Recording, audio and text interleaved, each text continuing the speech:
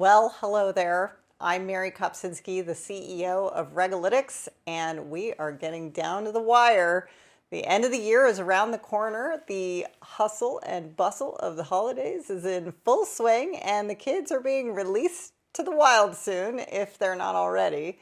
The regulators are still at it with a whopping 21,091 alerts this week. And I know many of you enjoyed my insane 12 days of CryptoMass GPT-inspired song last week, but something pretty huge happened and I didn't get to talk about it.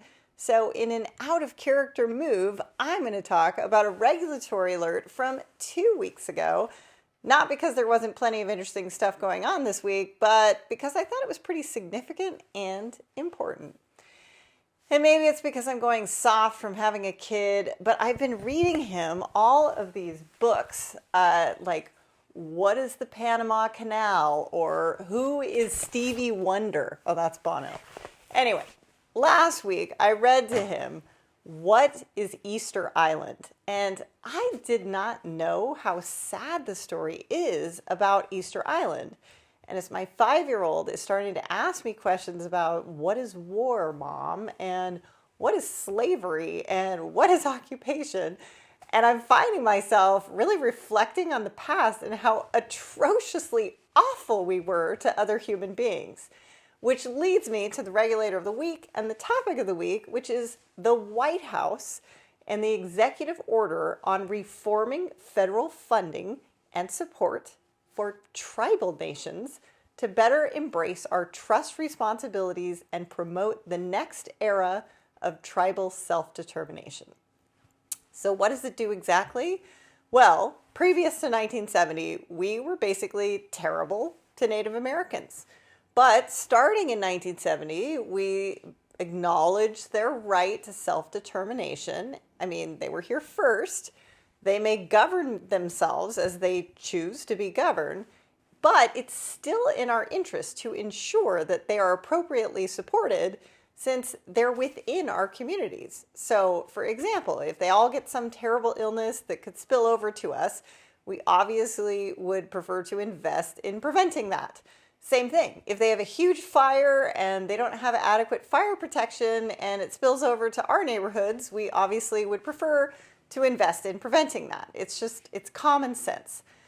But the problem is that unlike the 50 states who have tons of tax resources and can handle the complexity of getting federal funding, some tribes are just not interested in staffing a huge crew of bureaucrats and waste resources on getting these resources. So a lot of what the executive order is about is just building better systems to ensure that federal funding comes through to tribal nations with less strings and less stringent reporting requirements. Interesting, this is the third executive order Biden has signed on the topic, and I really have not seen a lot of news coverage about it. But the American Rescue Plan included $32 billion of investment in tribal nations, which was the largest direct federal investment in tribal nations ever in history. So I thought that was interesting and worth mentioning. But like I said, that was 2 weeks ago. This week, there was more. 6 sovereigns, which included 4 tribal nations, the state of Oregon, and the state of Washington, agreed to the Columbia Basin Restoration Initiative, which has been a long-standing crisis over salmon extinction. And thanks to their agreement, the Biden administration announced their additional commitments, which includes new funding for fish and wildlife and tribally sponsored clean energy. That, of course, wasn't all that happened this week. I'm going to sneak in a few gems as always. There were a number of regulatory concerns popping up that, to me, are indicators of future regulations to come. The FDIC is worried about the concentration volumes in commercial real estate, which I think many of us still working from home can imagine. There are just less tenants for commercial real estate these days. The FTC is worried about the car buying process and that car salespeople are getting out of hand with sneaky junk fees and hidden costs. because used car salespeople aren't a cliche for greed or anything, but I guess it's just gone too far lately. But I'm a little surprised because I thought a lot more car buying was happening online these days, but let's be honest. I drive a 2002 Nissan Xterra with 70,000 miles on it, so I am not one to talk about car buying. The Senate Committee on Banking and Housing are worried about Venmo and whether or not they're doing enough to protect their consumers from third-party scammers. The committee is also worried about the growing trend for buy now, pay later contracts, worrying that some Americans are going to find themselves in a bad debt cycle. And then there's the SEC, who, despite barraging us in 2023 with a whopping 16 final rules this year, has declined Coinbase's request to pass meaningful digital asset securities regulation.